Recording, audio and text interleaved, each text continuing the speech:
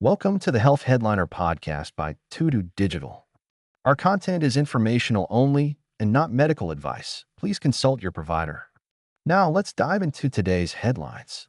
All right, imagine this. Your kiddo gets hit with yet another cold, one of those that just always seems to come with a fever. Oof, tell me about it. And what if there was a way, something you could add to how you usually take care of them that could actually make that fever go away, like a couple of days sooner? That would be amazing. Right? Well, that's kind of the exciting idea that's coming out of some new research looking at a specific blend of probiotics. Oh yeah, probiotics. Everyone's talking about the gut microbiome these days. So what's this new research all about? Well, that's exactly what we're diving into today, a really interesting clinical trial that wanted to see if this particular probiotic mix could actually make fever shorter in young kids dealing with those upper respiratory tract infections. Upper respiratory tract infections, you mean like the common cold?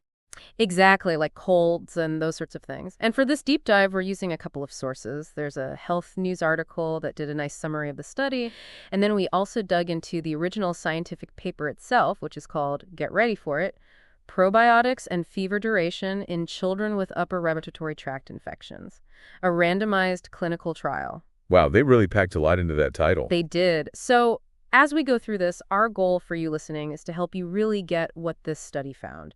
We're going to break down what these results might mean for how we handle all those childhood illnesses that just seem to come one after another. And, just as important, how to think critically about any research we come across. Because not all research is created equal. Absolutely. So we're going to carefully go through the science stuff and pull out the clear, practical takeaways for you.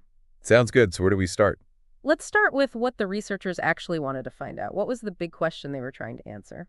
Well, the core issue they were tackling was, could giving this specific probiotic mixture to these little kids, could it make their fevers go away faster when they had one of these upper airway infections like the common cold? Makes sense. These infections are so common in little kids, and fevers, oh man, they can be such a pain for everyone involved, the kids and the parents. Right. No one sleeps well when there's a fever in the house. Absolutely. So had other scientists looked at this probiotic idea before? There have been some earlier research that hinted that, yeah, maybe probiotics could do something. Maybe they could give the body's defenses a little boost.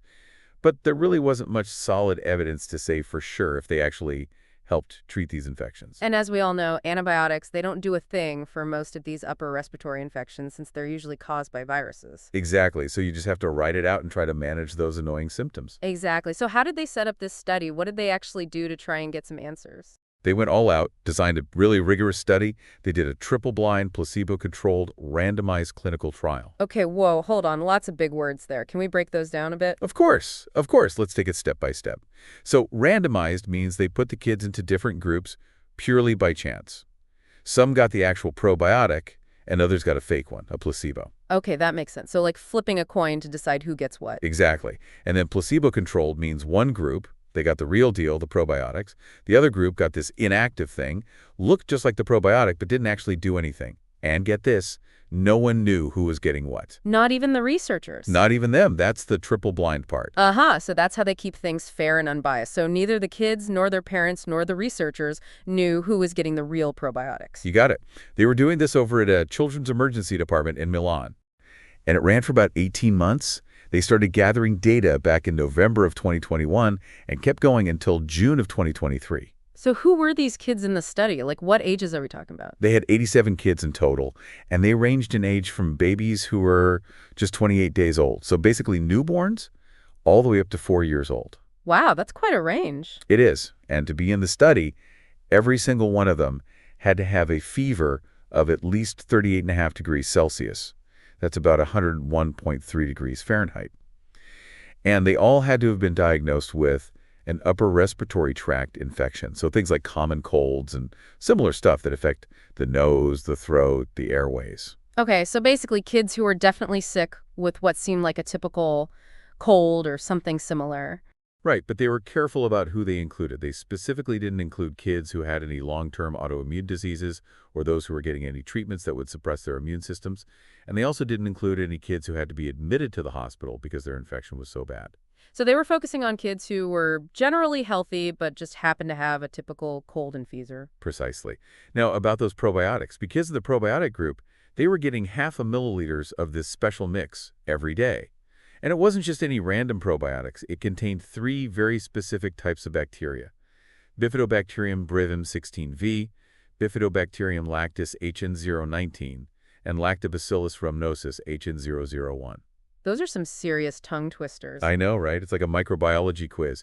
Each dose had 1 billion colony-forming units of each of these bacteria. Colony-forming units. Think of it as a way to measure the number of live and active bacteria in each dose. It's like, imagine each bacterium could potentially start a whole colony, so the more colony-forming units, the more potentially active bacteria you have. Makes sense. So the kids in the probiotic group, they were getting this mix every single day for a total of 14 days. You got it. And the placebo group, they got the same amount of a liquid that looked and tasted exactly the same, but it didn't have any active probiotics in it. It's really important to understand this wasn't like testing all probiotics in general. It was specifically about this unique combination. That is a good point. And to make sure everything was tracked properly, they asked the caregivers to keep a record of their child's temperature regularly. So they were like citizen scientists. Exactly. The researchers would then call the families just to check in, see if they were still giving the probiotic or the placebo as instructed, and see if the kids were experiencing any side effects. So what exactly were they measuring? The primary focus, the main thing they wanted to know, was how long those fevers lasted. So from the first day the fever showed up to the last day it was recorded. Exactly. They also kept tabs on a couple other things, too, like whether the kids ended up needing antibiotics after they were discharged from the emergency department, and whether they developed diarrhea that seemed to be related to taking antibiotics. And I'm guessing they used some fancy math, some statistical analysis to figure out if the differences they saw between the two groups were actually meaningful or just random chance. Oh, absolutely. They used something called Poisson regression analysis. Don't worry too much about the name, but it's a great way to look at how often something happens, like in this case, how often fevers were going away. And they were extra careful. They even adjusted their analysis to take into account things like the kids' ages, whether they were boys or girls, and whether they had recently taken antibiotics. All of that helps make the results even more reliable. So, drum roll please, what did they find? Did this probiotic concoction actually work? Okay, here's the big reveal. The kids who got the probiotic mix had a noticeably shorter time with a fever. The median time the fever lasted in that group was only 3 days. 3 days? That's pretty good. Right, but in the placebo group, the group that didn't get the real probiotics, their fevers lasted an average of 5 days. So that's 2 whole days shorter. As a parent, let me tell you, 2 fewer days of dealing with a feverish, cranky kid, that's a huge win. It is. And it's not just about the parent's sanity either. For the kids, that's 2 less days of feeling miserable, 2 more days to get back to playing and doing all the things they love. Exactly. 2 fewer days of interrupted sleep, missed activities, worries for the parents, it all adds up. What about that statistical analysis they did? Did it back up what they saw with the fever duration? It totally did. The analysis, that Poisson regression we talked about, showed that taking the probiotic was linked to a fever duration risk ratio of 0.64. Okay, so what does that 0.64 number actually mean? It basically means the risk of having a fever for a longer time was significantly lower for the kids who took the probiotics. The analysis strengthens the evidence that the probiotics really did help the kids recover faster from their fevers. That's reassuring. So, any bad side effects? Any safety concerns? Actually, not really. Side effects, things like constipation and tummy aches, they weren't common at all. And they happened about equally in both groups, the probiotic group and the placebo group. Okay, so no red flags there. What about those other things they were tracking, like the antibiotics? Well, there was no big difference in how many kids in each group ended up getting antibiotics after they were sent home from the emergency department. Interesting. Yeah. And there wasn't a difference in how often kids in either group got diarrhea that seemed to be linked to antibiotics. So it seems like the probiotics mainly helped with shortening the fever, but didn't really affect the antibiotic situation one way or the other? That's right. Okay, so taking a step back, what do these findings really tell us? What could they mean for how we approach these common childhood illnesses?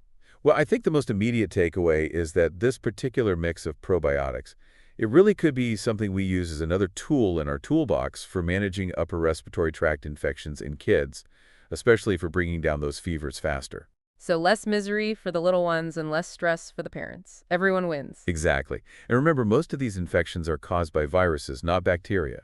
And we know antibiotics don't work against viruses, but sometimes they're still prescribed when they shouldn't be. Right, that whole antibiotic resistance issue. Exactly. While this study didn't directly show a drop in antibiotic prescriptions, the fact that the probiotics helped with fever, a key symptom, could lead to more mindful antibiotic use in the future. Because if parents and doctors feel like they have another effective way to manage the fever, they might be less likely to reach for antibiotics unnecessarily. Right. It's all about having more options and making informed decisions.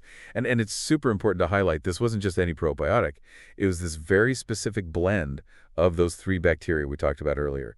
Bifidobacterium Breeve M-16V, Bifidobacterium Lactis HN019, and Lactobacillus Rhamnosus HN001. They're the ones that showed these promising results. Right, so we're not saying all probiotics are created equal or that they'll all have this effect on fever. It's about this particular mix. Totally. So as encouraging as these results sound, it's important to acknowledge that every study has limitations, right? Absolutely.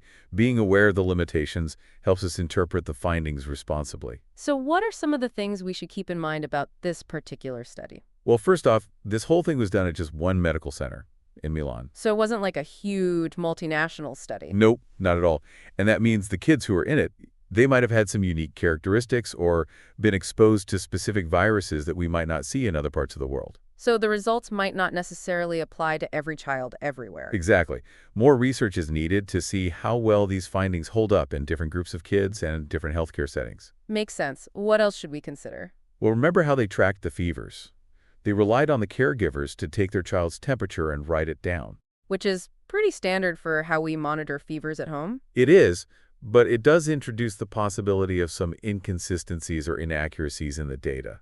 Maybe someone rounded up the temperature a bit, or maybe they forgot to take it at the exact same time every day. Right, those little things could add up. Exactly. Plus, this study didn't actually differentiate between whether the upper respiratory infections were caused by a virus or by bacteria. So it was just a general upper respiratory tract infection diagnosis. Right.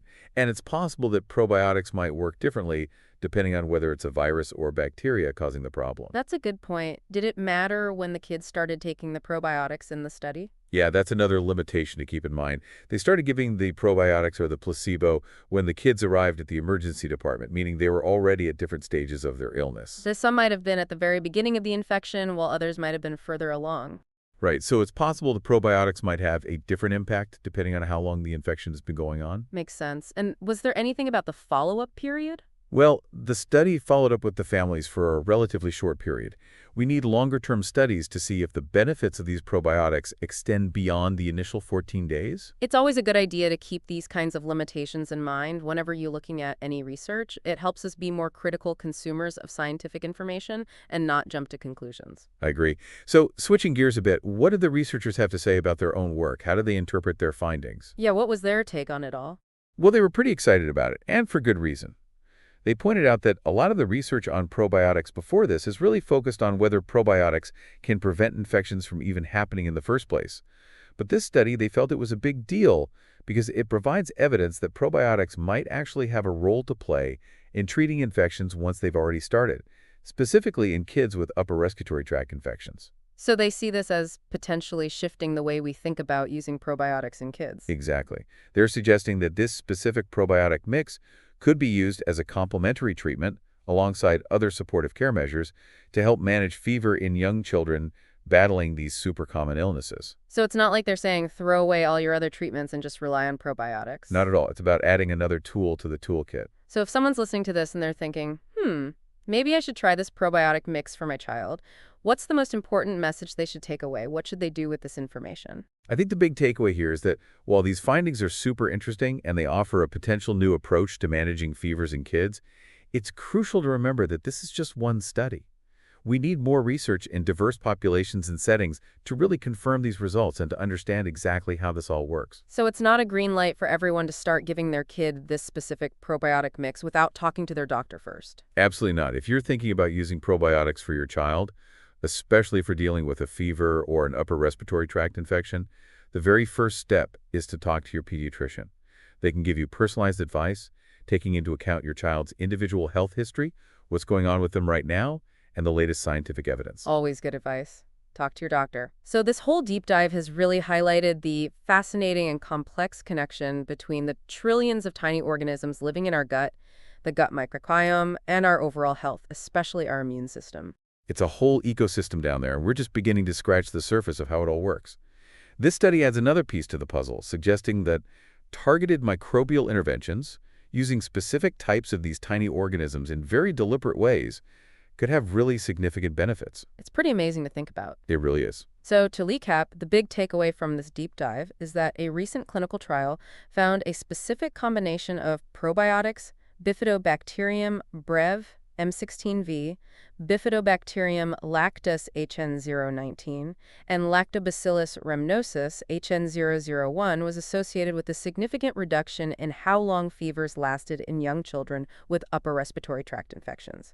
This suggests a possible new way to manage a really common, often troublesome symptom in kids. And this leads to a really interesting thought for all of you listening. Given what we're learning about this intricate link between our gut and our immune system, what other surprising benefits might we uncover when we use specific microbial interventions to improve our health? What other possibilities are out there waiting to be discovered as we continue to explore this fascinating frontier of science? That's a great question to ponder. It is, and it makes you realize just how much we still have to learn about the amazing world inside us and how we can harness its power to enhance our health and well-being. Well, that's a wrap for today's deep dive. Thanks for joining us. Always a pleasure. Until next time. Bye for now. Thanks for tuning in to the Health Headliner podcast by To Digital. Like and subscribe for more health news and breakthroughs. Stay healthy and informed. See you next time.